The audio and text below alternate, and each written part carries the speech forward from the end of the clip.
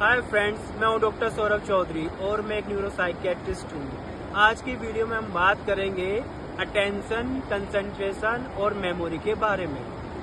तो हम बात करेंगे कि ये क्या होता है और दूसरा हम बात करेंगे इनका आपस में क्या संबंध है और कोई संबंध है भी या ये सब चीजें इंडिपेंडेंट है। तो सबसे पहले हम बात करते हैं अटेंशन के बारे में।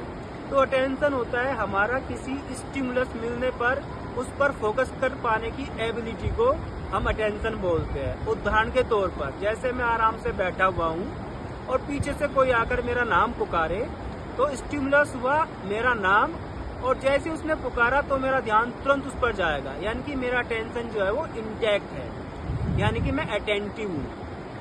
अब हम बात करते हैं कि अटेंशन और कंसंट्रेशन में क्या अंतर होता है। सस्टेन्ड अटेंशन को ही हम कंसंट्रेशन बोलते हैं, यानी कि यदि हम लगातार अपना फोकस बनाए रखे किसी स्टिमुलस के ऊपर तो इस चीज को हम बोलते हैं कंसंट्रेशन। उदाहरण के तौर पर यदि क्लास में आकर क्लास टीचर कुछ पढ़ा रही है बच्चों को और बच्चा जो है वो क्लास टीचर की बातों को सुन रहा है तो हम बोलेंगे कि उसकी अटेंशन उस चीज पर गई। लेकिन मान लो कि बच्चा जब उस चीज पर ध्यान दे रहा था, बगल का बच्चे आपस में बात करना शुरू कर देते हैं, यदि उस बच्चे का ध्यान वहां से हटकर इस चीज पर चला जाए, यानी कि उसका अटेंशन सस्टेन ना रहे और ये इधर आ जाए, तो हम बोलेंगे सस्टेन करने में अटेंशन को दिक्कत है। तो इस चीज को हम बोलते हैं इम्पेयरमेंट इन कंसंट्रेशन, क्योंकि इसकी जो अटेंशन है वो सस्टेन नहीं रही, यानी कि कंसंट्रेशन में डिफिकल्टी है, कंसंट्रेशन में इशू है। अब हम बात करते हैं मेमोरी के बारे में कि मेमोरी क्या होती है।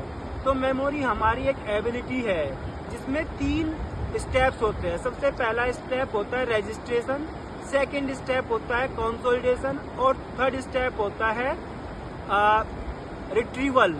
यानी कि सबसे पहले तो हम मेमोरी में हमारा जो पहला पार्ट आता है रजिस्ट्रेशन। तो जो रजिस्ट्रेशन वाला पार्ट है कि माइंड के अंदर रजिस्टर करना, तो यदि किसी व्यक्ति का अटेंशन और कंसंट्रेशन इम्पेयर्ड है तो उसका रजिस्ट्रेशन भी इम्पेयर्ड रहता है।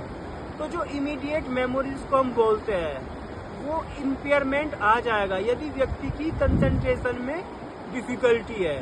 तो यानी कि यदि किसी का अटेंशन कंसंट्रेशन में प्रॉब्लम है तो उसके रजिस्ट्रेशन में प्रॉब्लम आएगी और उसके मेमोरी फॉर्मेशन में प्रॉब्लम आएगी, क्योंकि जो पहला स्टेप है वो रजिस्ट्रेशन है।